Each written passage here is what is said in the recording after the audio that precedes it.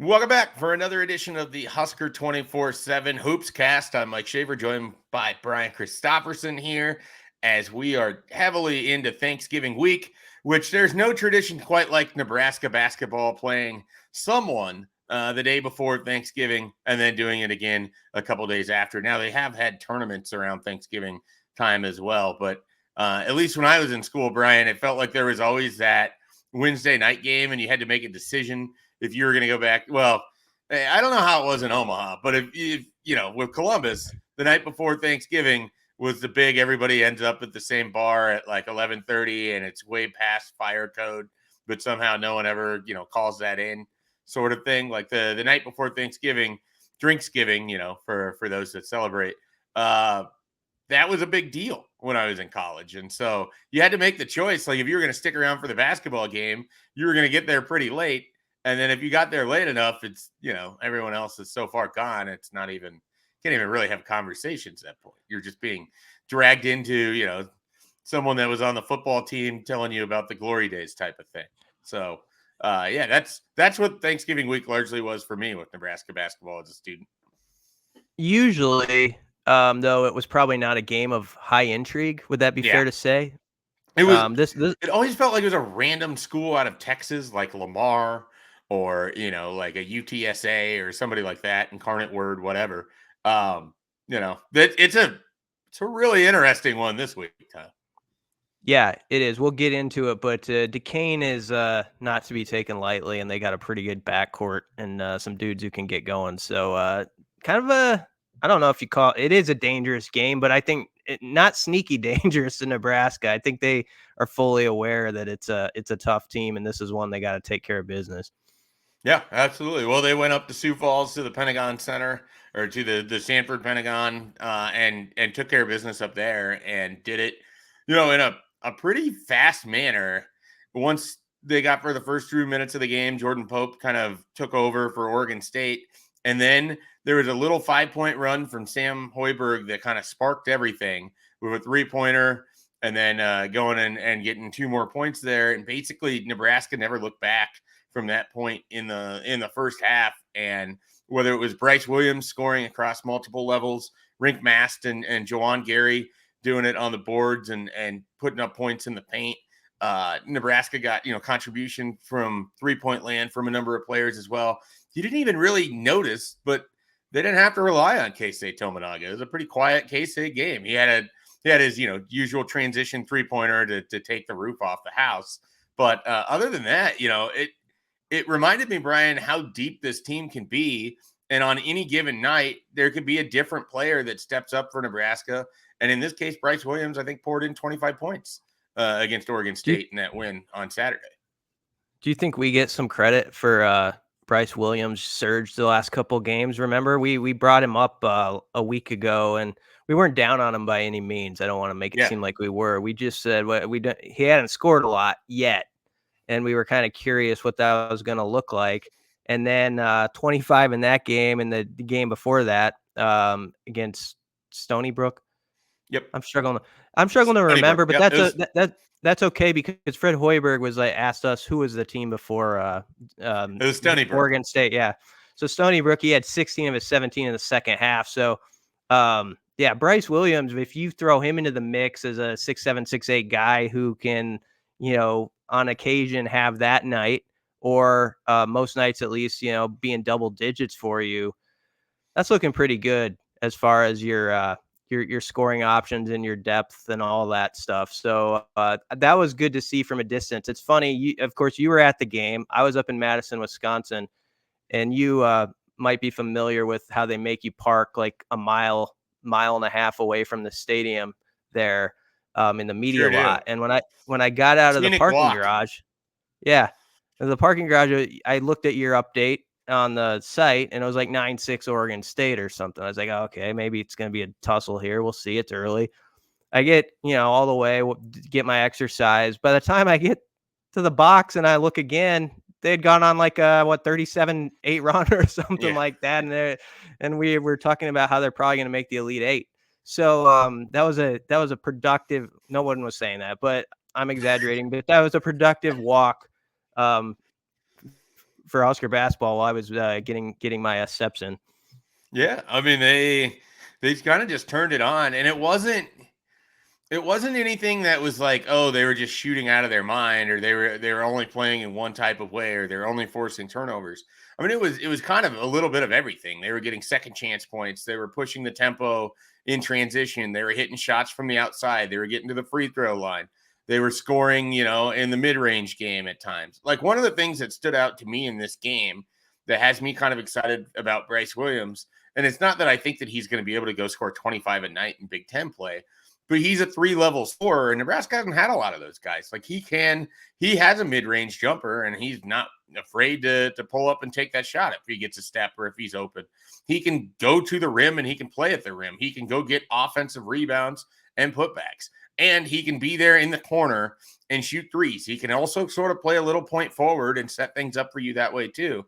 And because you have all of these different options with him, it sort of enhances the versatility that you have with guys like Riek Mast and Juwan Gary, where, you can have Brice Williams trail down the middle and those two shoot out to the corner and for wide open 3-point looks. And so it's just the versatility of Gary and Williams, Riek Mast, combined with, Tominaga and what he can sort of give you, allows Nebraska to be sort of dangerous in different ways than I was kind of expecting offensively, because I didn't really know what it was going to look like. And again, I'm not going to nominate Oregon State to be playing in any sort of meaningful postseason basketball in 23-24, but it's still good to see them go out and do this to a team. And for Nebraska, they saw Oregon State as the biggest team that was on their schedule to this point, and they put out some big front courts. And so it was like, all right, we had to go challenge ourselves in a different way. And they went and absolutely assaulted the offensive glass. Like, just at one point, Brian, they had 12 offensive rebounds, and Oregon State as a team had 16 total rebounds. And so it just felt like Nebraska was just, even to the point where it's like, it was almost strategic misses. Like, okay, we've got two of our guys to one of their guys. We're going to let it fly here. If he misses it, Brice or Riek is coming down with this ball. And so it just played really well for them.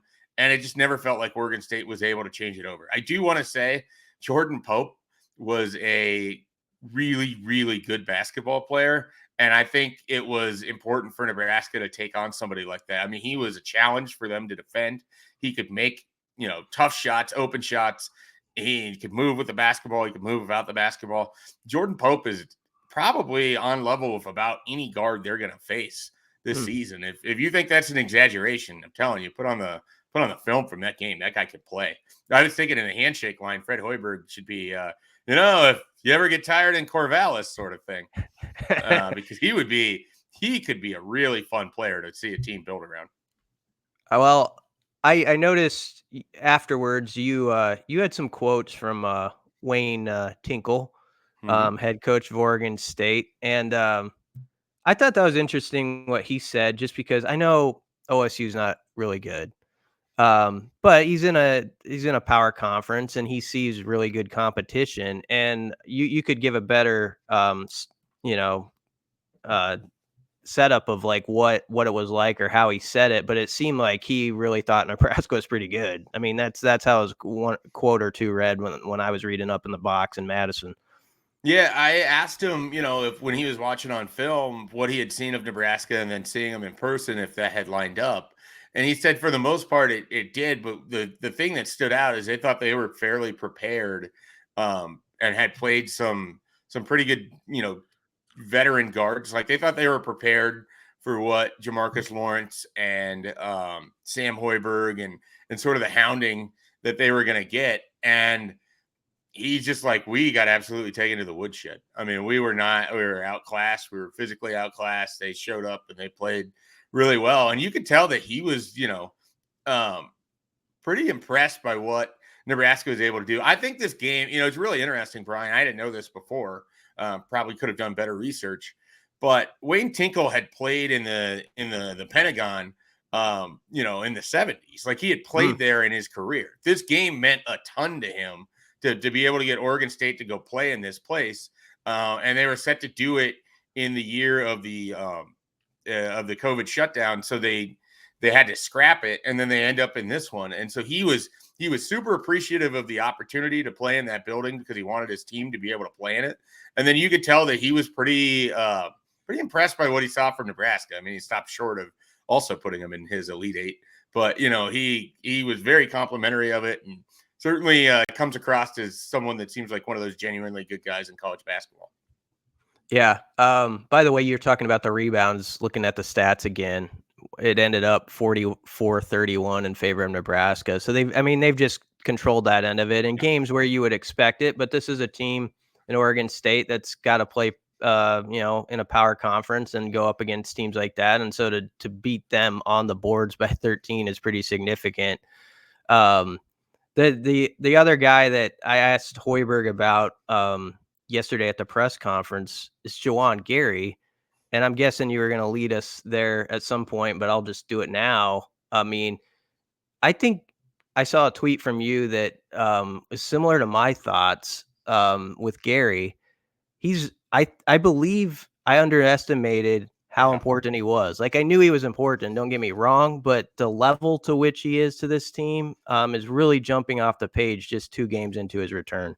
Yeah, and there's a court intelligence savvy that he has. Like, he seems to know when to be in the corner. He seems to know when to get to the block. He plays good defense. I think he sort of feeds off the energy as the rest of the team does, but it seems like he really feeds off the energy of Josiah Allick. It just there's something there that I didn't really remember, I guess, from last year. And he didn't. You think about it, I think he only played 11 games for Nebraska last season or somewhere around that. It wasn't a ton, but they lost him so early, and Nebraska kind of was multiple different teams in their non-conference last season in the months of November and December that I don't know that I really knew what he was. And now he's just like he's kind of a cheat code in some ways. I mean, you can use him to shoot threes. You can use him to play defense and use kind of his length. He's willing to get physical. He'll go inside. He can shoot free throws, so you can send him to the line. Like, he is a guy that is willing to do a little bit of everything. And you need guys like that. I don't know that he's going to have double-digit points off the bench every week, but you can tell that he comes in looking to score. It's not like, oh, I'm in here to enhance everybody else. I'm in here, and there's an opportunity. I'm in the corner. I'm going to let this thing fly.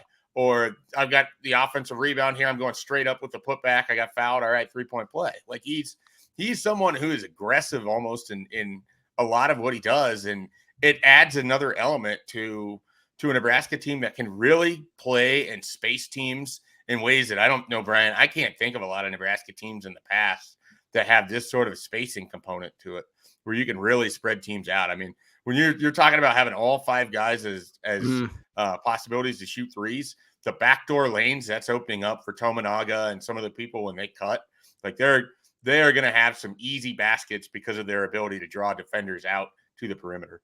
Yeah, and he worked a lot on his shot while he was rehabbing, and Hoiberg always brings this up, how he's kind of straightened out his shot. He was tilting a little bit with it before the injury, and he went to the lab, and you've seen it in early on that he can hit the outside shot. He had a couple his first game back from behind the arc. I think it was 5 of 10 from the field against Oregon State. The game I remember him for last year, and then the injury happened shortly after, was at Minnesota, where they pulled it off. I think it went to OT. He had a big day on the glass and all that. But the challenge, even going back to last season, that Hoiberg always had for him was actually the defensive glass. He's always talked about how he's great on the offensive glass when it's just up there and go get it, go crash it. But he wanted him to improve on that end of the floor as far as securing the rebounds. And as he said on Monday at the press conference, he's come a long way in that too. So, with Gary as part of the lineup now, I just feel a lot better about things. I mean, the first game when we did a podcast after that one, we were pretty high on things. And then it was funny. The second week we were, I think, dipped a little bit. Yeah. And now we're feeling a little bit better. So we'll see what this Duquesne brings to our spirits. But Juwan Gary's return is a big reason why I'm so optimistic in this week's edition of our podcast. You know what's remarkable though about what you're talking about there? Like, we were a little hesitant to to kind of just be like, oh yeah, Nebraska's played really well. And then you look at it and it's like they're putting up 80 points in multiple games, and they hadn't really done that under Fred Hoiberg.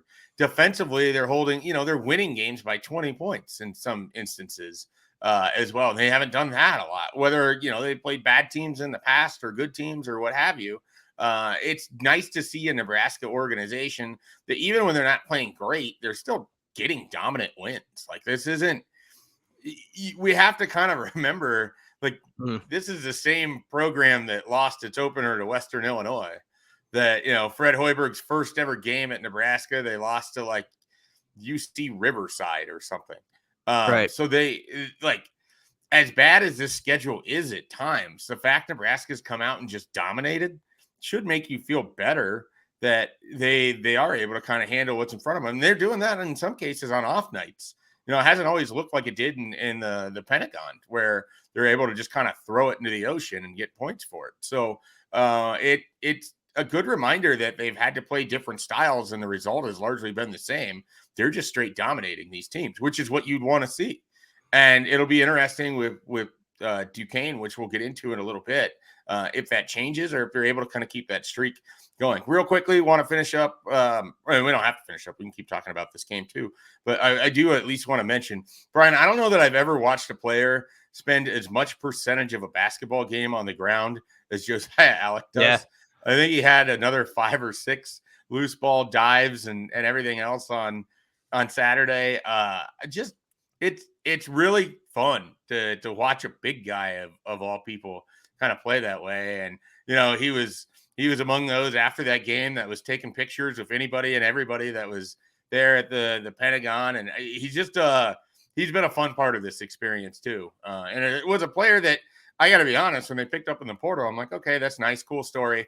Wasn't sure, exactly what you were going to get. Didn't think that he would have much of an offensive component to him, but he's another solid guy. And that effort and that hustle is contagious. I mean, we heard Hoiberg talk about it after the game on Saturday. He's talked about it multiple times. He really feels like the team pulls a lot of their energy off of the way that Josiah plays. The joy of Josiah Allick and watching him play is really going to come forward like in the January, February, when that gym Slog is full. Season. Yeah, when the gym is full at PBA and it's one of those games, where it's a 2 or 4 point game with 8 minutes to go, and he's on the floor calling a timeout, wrestling the ball away from somebody, and everybody that's what he's going to bring to the table. And not just the final minutes. I think he's going to be the guy who, in some of those games that are crucial, like early on, is a tone setter. Like he makes a hustle play in the first 5 minutes or something. It's like, this is the way we're going to play tonight. And guys feed off it. Cause you see a guy like sacrificing his body, willing to jump into the first row. And I think he's that type of guy. It makes your teammates say, okay, I got to do that too. Like I can't get shown up here. So it's a really good thing. And that's where him and Gary are nice compliments, because, Allick he can shoot it. I think he can score it better than he has. And there's that belief that he can, but Gary maybe brings you a little bit more of that scoring punch, and Allick brings you more of that X factor, to a game where it's like the little stuff that doesn't necessarily show on the stat sheet. Yeah, absolutely. I mean, I think the physical component of what Nebraska can bring in their front court is going to be tested, but also could be an advantage for them in Big Ten season, which is not something we've said a lot about Nebraska basketball. They tend to be more kind of guard or swingman oriented, and you got to have your scorers kind of pull it through, and the big men are in there to grab rebounds. And they can do that, but they can also put it up and get double doubles for you. I mean, I think Riek Mast is going to have quite a few, at least here in the non-conference. We'll see how that translates over when they get into conference play, or at least those first 2 games in December. Anything else you want to touch on from Sioux Falls, Brian? No, you hit it well, and I'm glad you were there for us. And I will say, I could tell it was just before the football game. Of course, people want to win that one badly, but the hoop score flashed up, and it's going around on Twitter and all that stuff. And there's buzz about it. Like, there's excitement. It's part of what's going on with Husker athletics in some sports where, the women's soccer is doing well, volleyball is doing well, and you got the hoops team off to a 5-0 start for the first time since 08-09. And you could definitely feel like there was some like, all right, I think it was one of those games where it might have tipped a few people's heads over this way. They're like, I'm going to look at this now and see what these guys are about. So maybe people who weren't watching, I think, are going to start paying a little more attention. Yeah, and if Nebraska takes care of business and Creighton does the same, you could have a game in a couple of weeks that going to feature some unbeaten teams, and what you have to assume is a capacity crowd ready to roll between two programs and fan bases that don't always like each other, despite the fact they all root for the same football team. Little jab there. A little jab. All right, let's take a quick time out here. When we come back, we'll dive into Duquesne, what Brian has learned from Fred Hoiberg as Nebraska prepares for this game on Wednesday. And then we're going to debut what I expect to be a staple and a fan favorite. Name that random Husker. That'll come up here in the second half of this podcast. All right, Brian, what did Fred Hoiberg have to say on Monday? Well, Duquesne, who they're playing Wednesday night, they're dangerous. They beat Ryder a little bit too, a team that Nebraska beat and a team that's expected to win its conference. Ryder isn't bad. They're one of those teams who I wouldn't be shocked if at the end of the year you're like, oh, they're like a 16 seed or something because they won their league.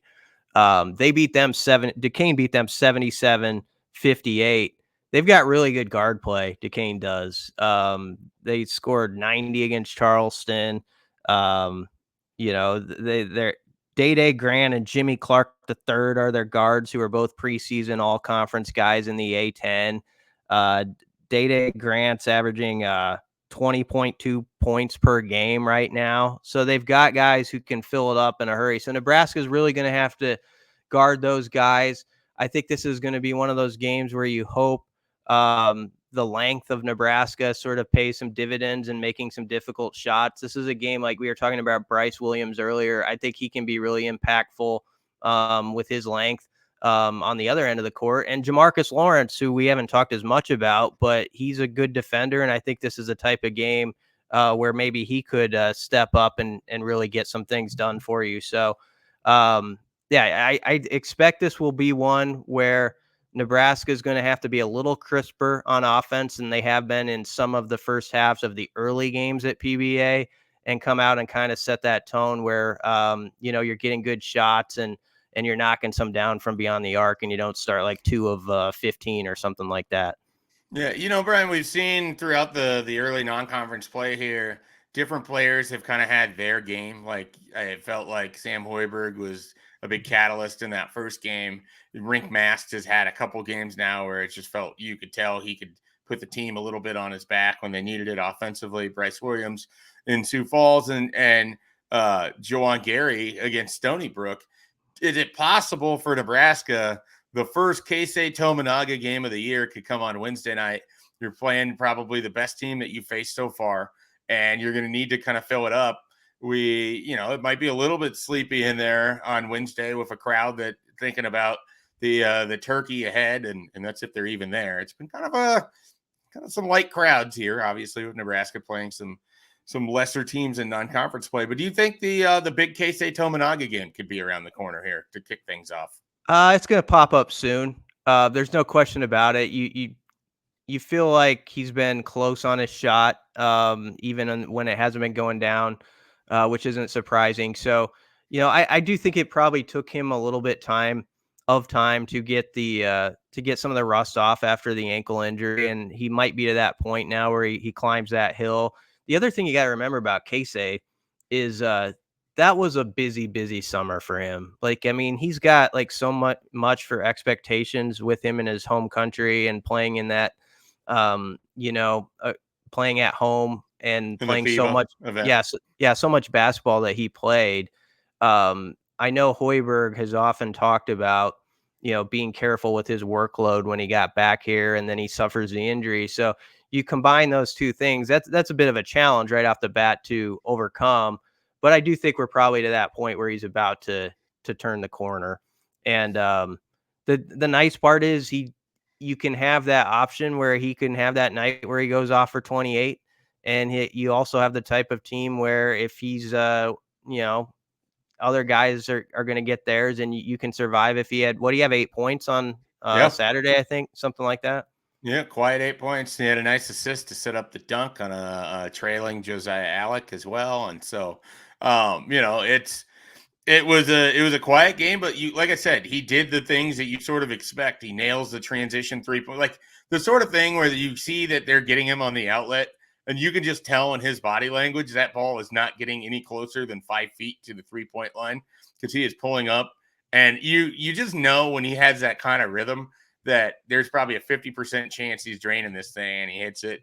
And you could tell it didn't even surprise him. And then next opportunity, puts in the next 3-pointer. Then I think the alley-oop came, or not alley-oop, but the pass setting up the dunk came shortly thereafter. I mean, he sort of had a 6-point run himself, and then was kind of quiet, did his usual defensive stuff. He continues to be a little bit of like the crafty YMCA defender. He pokes his hand in at the right time, undercuts a guy here or there, reads something from a pass from across the court and gets in position. He's maybe not going to be the best on the ball defender out there for Nebraska, but he's a guy that is just going to be sort of annoying, I guess is how you could describe him. And he's kind of good in that role. Like you can see where he flusters opponents a little bit with kind of his, whole self, I guess, if you will. Yeah. And as much as we get a kick out of Keisei as being the guy who will pump fake from like 30 feet on occasion and do all that stuff, I don't feel like he really forces it when it's not there very often. No. I mean, he'll check himself to see where the thermometer's at, for him at that in certain moments in the game.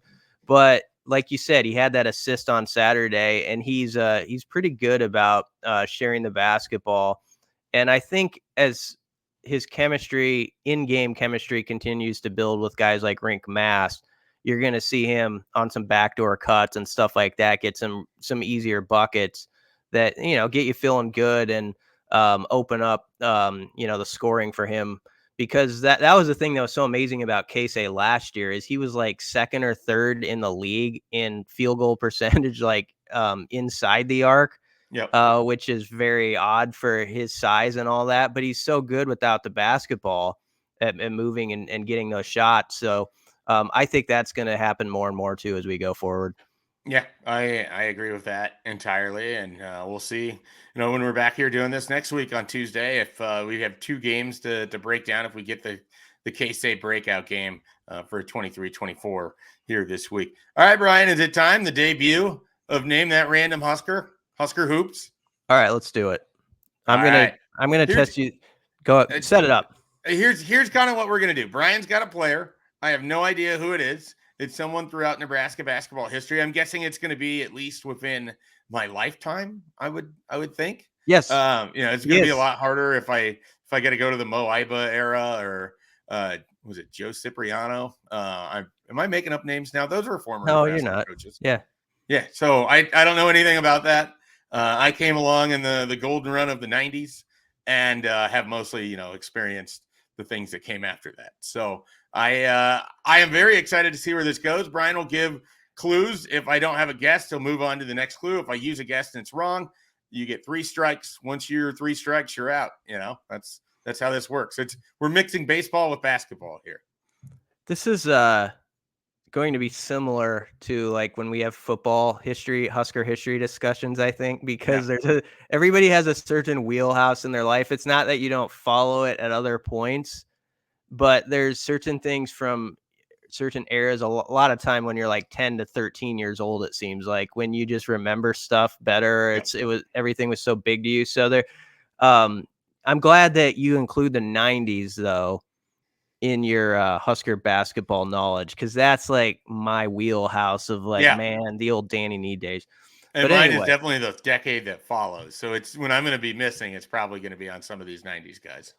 All right. So here is your first clue. I think he hit the best. I would say it's the greatest shot in modern Husker history. As far as just like being clutch and the moment that it set off. And that's a clue that seems like it should give it away, but I don't think it will. This No, is because now I'm trying to remember various buzzer beaters or clutch type wins, and weirdly, the very first name that comes to mind is someone that I can't even imagine you picking. So I'm gonna have to need another clue. I can't go off of the first one here. all right. The second clue would be I'm 99% sure of this. You should probably be 100% sure before you give it as a clue, but I'm 99%. He played in the famous high school tournament in Indiana, like in one of those games that was like the most watched games of all time. He was in, and I'm going to say 97% sure actually of that. But the clue is enough that even if I'm slightly off, I'm giving you the state he's Okay, from. yeah. So former player from Indiana that had a massive shot. And he played in one of the most like watched. You know how Indiana basketball makes Hoosiers makes a big deal about Sure, like yeah. the state title game and all that. He played in one of the more watched versions of that. I'm quite sure. I'm now I'm trying to remember states where guys are from. All right. I will have a guess off of the next clue, but I'm gonna need another one. Okay. I'm trying to think of one that can. I mean, I don't know. He's a guard. I'll tell you that. Um, and he played in the NCAA tournament. Turan Petaway? No, he's from Texas. He's not from Indiana, so that's strike one. Do you want Played in another the clue? Do you want another clue? tournament. No, not yet. So now I have to decide whether we're talking about from someone in the 90s, which it seems probably more likely than their last tournament team, which was 13-14, because the people making big shots in that season. People need to never mind my typing. I'm double checking some things. Okay. Yeah, that would add up. I'm pretty sure. All right. I've already missed one, so we'll go to the next one. Okay. He's a guard. He's from Indiana. Played in a major high school watch tournament game there, and he hit a humongous shot for Nebraska basketball that set some things off. There was the big 3-pointer against Kansas, but I'm blanking on a name. Is it You're Johnson? Close. What was that? I just don't know the first name. Is it like Jamar Johnson or something? Jamar Johnson. You got it. All right. Look at that. That is definitely a little before where I would be, memorable and stuff, but that's a highlight. When you started it, that was one of the first shots that came to mind for me, but it was like one of those where I couldn't just come up with the name. I had to work through it a little bit. And then you give me Indiana and I say Turan Petaway because I'm an idiot. Yeah, But it was kind of cruel. It was kind of cruel of me. And probably not as fun for you as me. No, that's what this is though. Jamar Johnson's from Elkhart, Indiana, by the way. And I'm quite sure of this. Damon Bailey, you remember that name of Hoosier lore? Damon Bailey, like early Bob, like early 90s. He was like he's what I think he looks like. He's one of the more sought after guards coming out of high school. Like he was just like incredible in the Indiana high school scene. So he was in the state title game, and I believe Jamar Johnson was involved in that game. And they filled up like the RCA Dome, to watch it. It was that type of game. So Jamar Johnson, obviously in the Danny Nee era, and the game, of course, was against Kansas. I think it was 92. This is what I remember about it. They put it on. It wasn't on television, like on normal television, but ESPN suddenly brought us to the Devaney Center. I was listening on the radio to Kent Pavelka, and they suddenly put it on in the last like second because Nebraska had the ball underneath their basket, and they were going to show us like the Raycom feed of this ending. And it's a quick pass to the corner. Jamar just catches, shoots, and hits it, and the student section just converges on him. And it's one of the best Husker scenes. The highlight has played no less than, I don't know, 40 Nebraska basketball games that I've probably been at. It's thrown up there. It certainly, definitely ranks up there amongst the most clutch shots in Husker hoops history. I'm now reading about this game that you were referencing that was played in the Indiana State Championship in 1990. Yep. So Damon Bailey and Jamar Johnson squared off in a game where 41,000 people were at the Hoosier Dome, the most to ever attend a high school basketball game. Bailey scores 30 points of his team's 63, including the final 11 in a 63-60 come from behind win. So not only was it like the anticipation of it was enormous, it also turns out to just be this phenomenal game on top of everything else. I don't know that there's a similarity for Nebraska basketball in recent ones. Certainly those Bell West Millard North games have lived up to the billing multiple times. And then you go way back. I mean, there's definitely been some Class A tussles in the Devaney Center that were tremendous, but it's always, great when you get that kind of atmosphere and then the game actually lives up to it. Yeah, and back to the Nebraska-Kansas game that he won at the buzzer. I think it was like 71-69. That was like a stretch of time in Husker hoops when Nebraska would just like own Kansas at the Devaney Center. It was funny. Like the Kansas would come in ranked 3rd or 4th, and Nebraska, I mean, they didn't win every year, but they knocked them off quite a few times. Of course, there was a game where they won in front of Dick Vitale, where Terrence Badgett dunked it at the end and stuff like that. So